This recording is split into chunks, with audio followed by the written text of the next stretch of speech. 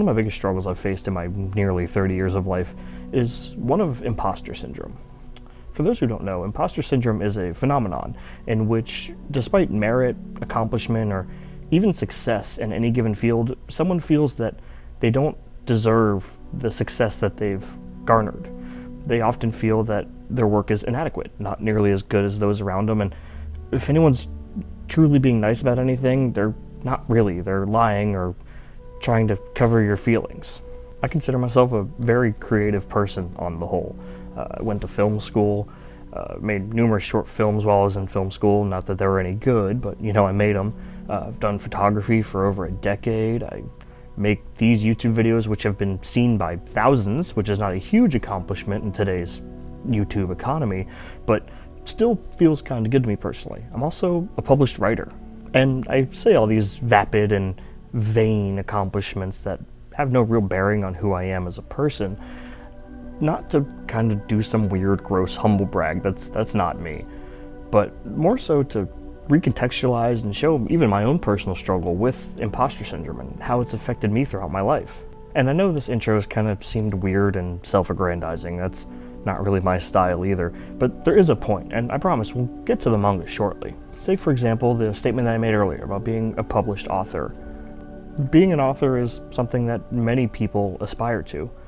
Thousands upon thousands upon thousands of people will spend hundreds upon hundreds upon hundreds of hours sitting in front of their computer or staring at a blank page of paper, trying to put pencil to that paper or finger to keyboard to get some sort of story down on the page. And alternatively, and maybe even sadder, they may put those hundreds and hundreds of hours into this work and never show it to another soul when they're done with it. And an even smaller subsection still will try and sadly fail. For some reason, I'm in the smallest subsection of all in its own weird way, that I tried and succeeded. I can't emphasize enough how much that last section made me feel gross, but I felt it necessary to give context to the next statement that I'm about to make, which is the fact that upon learning that I had written a short story and submitted it to a small publication company who was doing a sci-fi anthology, that it had been selected, I immediately told my wife, told my mother and father, and that's it. That's all I could bear to tell, really. No social media posts, no calling friends and telling them people I've been friends with for decades at this point, and no real celebration on my part. The only thing that was running through my head at that point in time was all these excuses as to why my short story got picked. And even now, as I'm sitting here recording this, I feel those excuses in the back of my head. It's just some small publication. They maybe didn't get a whole lot of submissions, so they just needed to pick something to kind of fill the quota, and mine was one of them. And it's that concept that made me realize the fact that it's not the act of creation necessarily that I have a problem with. It's the act of sharing that creation, putting my baby out into the world. There's always that gnawing little feeling in the back of my head that, despite all the effort that I'd put in, when I go to share this with people, they will look at it and see how bad it is and then tell me, destroying any small modicum of self-confidence I may have generated, or even more sinisterly, read it, digest it, realize how bad it is, find flaws that I didn't see or that I overlooked, or flaws that I thought were strengths, and tell me that they thought it was good, leaving to some small form of confidence that's undeserved. It's a vicious cycle. So I invite all of you to come take all these empty seats here in this empty movie theater that the nice guy up at the front let me utilize, shout outs to Ethan, and relax while I tell you all about Goodbye Eri and Impostor Syndrome, how to put your stuff out there and be okay with it. I read this story when it came out in April of 2022, and I was genuinely blown away. I was literally standing in my local Publix, waiting for my sub to get done, trying not to cry over my phone at a comic book in front of dozens of people.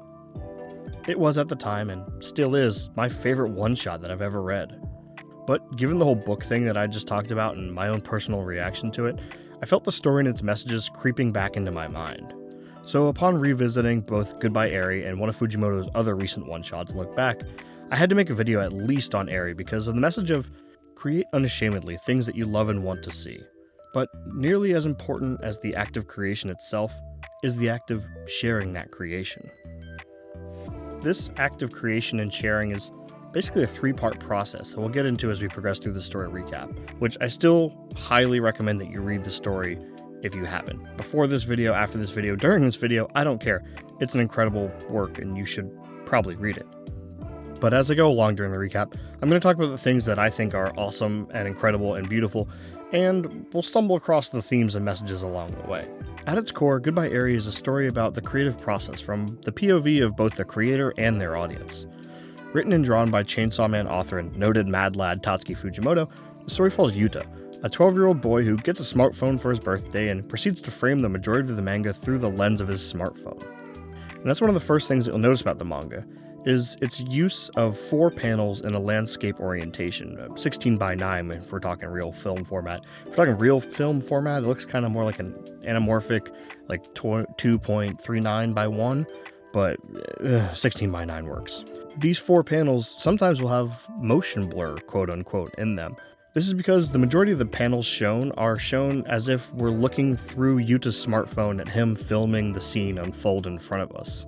I genuinely don't have words for how genius this framing device is. It gives such a breath of freshness and reality that I don't think that your standard talking head, speech bubble, or reaction paneling could have relayed to the audience. And I'll go into this more here shortly, but it's used to an incredible effect to disorient the reader and confuse them as to what is real and what is a movie, quote unquote.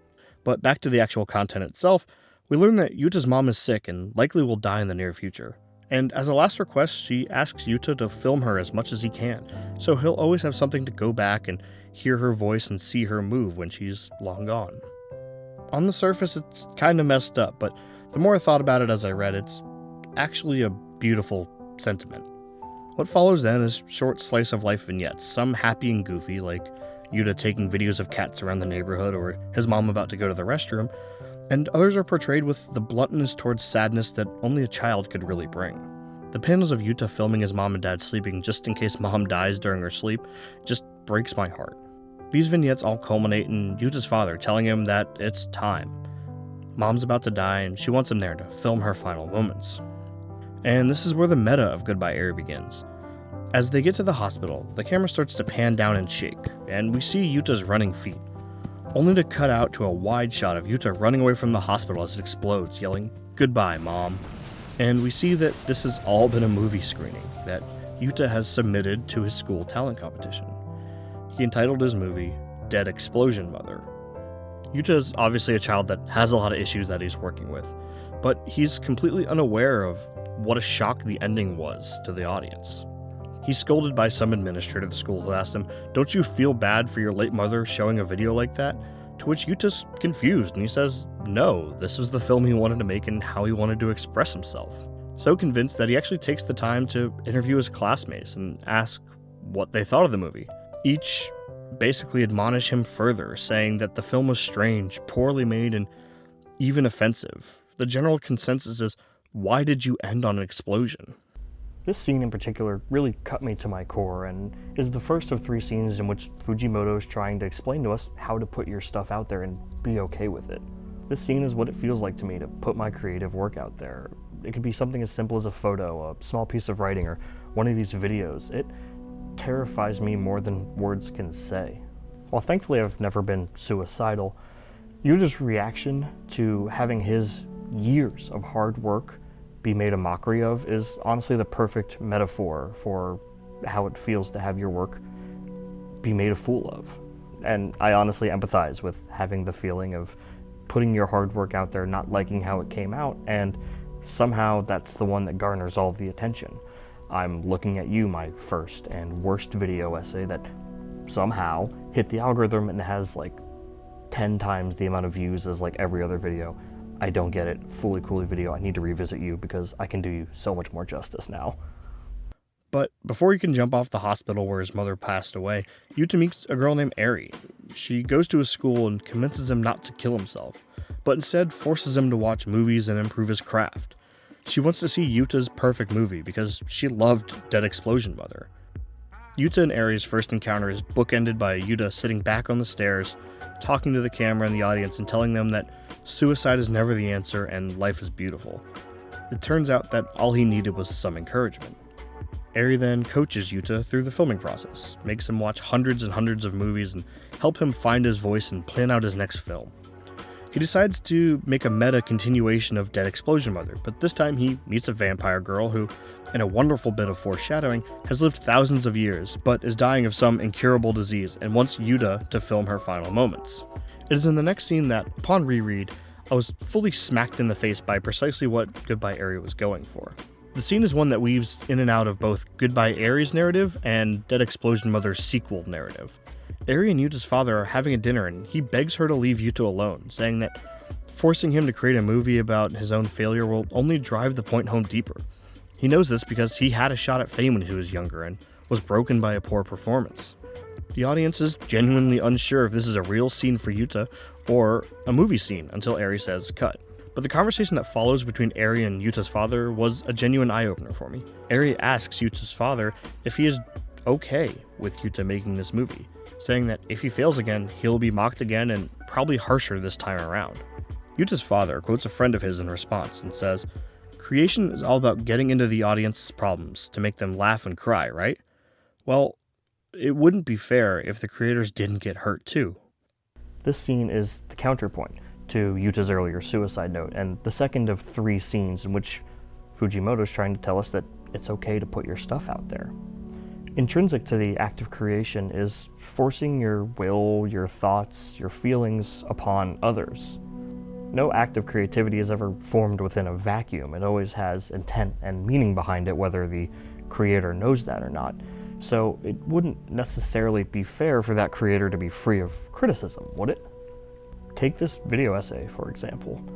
The bulk of it has been me musing over my personal struggles and recapping a 200-page manga that you can read in about half an hour. I'm not really respecting your time with it. I could have gotten to the point much quicker. You may feel that way, you may not, but you should be free to be able to vocalize that and tell me that, and I should be free to take that information and do with it what I think is right for my creative process and what I put out there. Creators should not be immune or even unavailable to criticism. We owe it to the audience to be there to hear what they have to say about our work, because otherwise we're just screaming into the void. And I think it's something that creators owe to the audience for allowing us an avenue into their lives. But there is still a third part to this process coming up. Back in the story, we find out that Eri is indeed dying of some incurable illness, and things are playing out identically to both his mother's passing and his plan for his movie. And just like Yuta's mother, Eri loved the idea of being remembered through film, so she asks him to do the same for her. Yuta panics. He runs back to his room where his father comes and attempts to console him, and in a moment of father-son bonding and sharing, he offers to show Yuta his mother's final moments. Yuta accepts, and we cut to his father, filming his mother, who's laying in a bed, hooked up to oxygen, and being told that Yuta wouldn't come in. He didn't want to watch his mom die. And again, with the page turn, we see his mother's final words. That boy was useless to the very end. Yuta's mother, who was portrayed in Dead Explosion Mother as this wonderful, loving, funny, and caring person, was actually a monster. And in the subsequent pages, we see the other side of her, a high-powered film executive who was both physically and verbally abusive to Yuta and his father. She didn't want Yuta to film her so she'd always be remembered by her son and husband. No, she wanted to have additional footage for a documentary she could make once she recovered from her illness. I could make a whole nother video essay about the power that creators have to influence story with framing and cutting as it relates to Goodbye Eri, and I really think I want to, but this video is already long enough and I don't want to bloat it further. Maybe let me know in the comments if you want something like that. But this recontextualization changes Yuta, and he decides to film Eri until she dies. We see a montage of time that Yuta and Eri spend with one another, seeing Eri's health slowly degenerate until a series of panels where the audience is looking out a window, hearing Yuta and Eri talk about how she wishes she could have seen the complete movie, but she won't make it. Eri's final words is that she hopes Yuta makes a movie that will make people quote-unquote bawl their eyes out. The scene cuts quickly to a sickly Eri on the bed and the audience watching, all bawling their eyes out. When Yuta throws up the V for victory sign, a callback to a small joke from earlier, believe me, I was bawling as well. And finally, we reach the last scene of the manga. Time skips and we see a much older Yuta sitting alone in a room, explaining to the camera, to the audience, that his life has gone to shit after Eri died.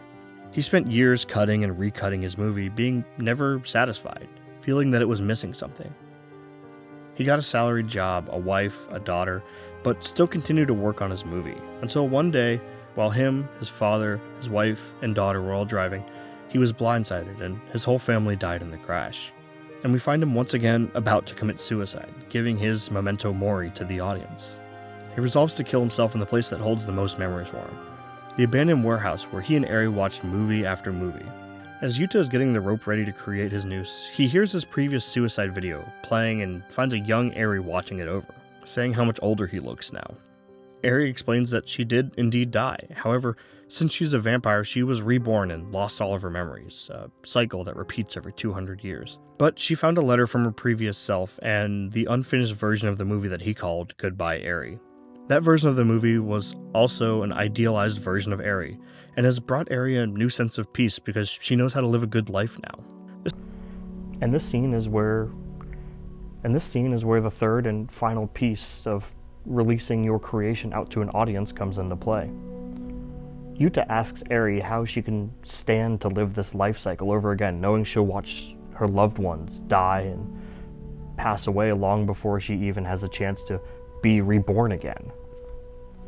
To which Eri responds, I think that the previous me would have felt that way, but with this movie I can live my idealized perfect self and remember you every time I watch it, time and time again.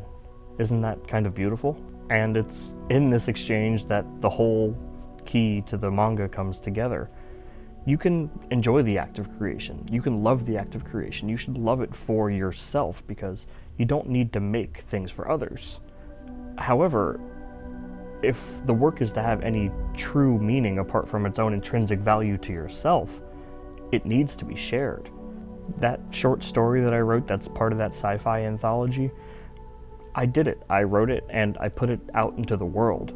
Will anyone ever read it apart from my immediate family and maybe some guy who picks it up in a bookstore? I don't know. I honestly will never know.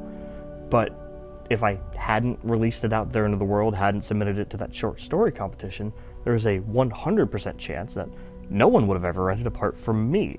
And sure, it gave me its own measure of happiness, that I was happy with how it was created and what I had done with it, but that doesn't really hold a candle to the possible enjoyment that someone else might find within that story itself if I put it out into the world. The moral of this all being that every act of creation is beautiful, but meaning is derived from sharing. The story ends with Yuta leaving Eri alone to watch her movies, and strolling away from the building, having found purpose in the creation that he made. As he walks away, the building explodes, and the audience can finally be confident that Yuta has found happiness through his creations. If you should have any downtime, I highly recommend going and reading Goodbye Eri. It's an amazing work that I find new meaning in time after time reading it, and it's short. 200 manga pages, you can read that in half an hour. It's not really a huge commitment. But what I got personally from this manga is that creating and sharing is maybe one of the most terrifying things that any person will do in their lifetime. But if you do take one thing from this video, or even the manga that's about, it's that it's worth the terror. So I implore you, write that song, take that picture, pen that story, make that video, draw that drawing, whatever act of creation that your heart and soul wants to get out into the world, do it. But the most important bit is that you share it and put it out there for others to see. And just know that any feedback you may receive, critical or otherwise, should be coming from a place of love, and if it's not, it can be easily dismissed. Make what you want to make. Please make cool stuff and put it out there. Hey everybody, thanks for watching. Hope you enjoyed the video. First things first, if you want to subscribe, that'd be cool. If you want to comment, that'd be cool. If you want to like, that'd be cool. Second things second, if you have something that you've been working on that you are hesitant to show someone, that you want someone to either enjoy or give you a critical eye on or anything like that, please feel free to DM me, write me on Twitter or something, or comment, or just YouTube have DMs? I don't think so. Get a hold of me somehow, and I will happily watch it and appreciate it and give you my feedback if you want it. If not, just to know that somebody else watched this thing, send it to me and I will send you a smiley face or something. Third things third, the future of this channel's a bit weird. I don't know. I've been feeling super uncreative and not really had a lot of things inspire me a lot recently, at least enough to make a video about. A lot of stuff I've been really interested in is like photography stuff recently, so I may make like a spin-off side channel to talk about that. I don't know. I don't have time to make any of this stuff anyway. I'm so busy with work and whatnot. I say all that to say, for everyone who just keeps this channel in their subscriptions, and whenever I happen to upload a video, you watch it, that is freaking sweet, and I really appreciate it. I hope you enjoy, the videos that I make when I do make them. Anyway, I'll stop rambling now. Thanks for watching, y'all. Go make cool shit. I love you. Bye.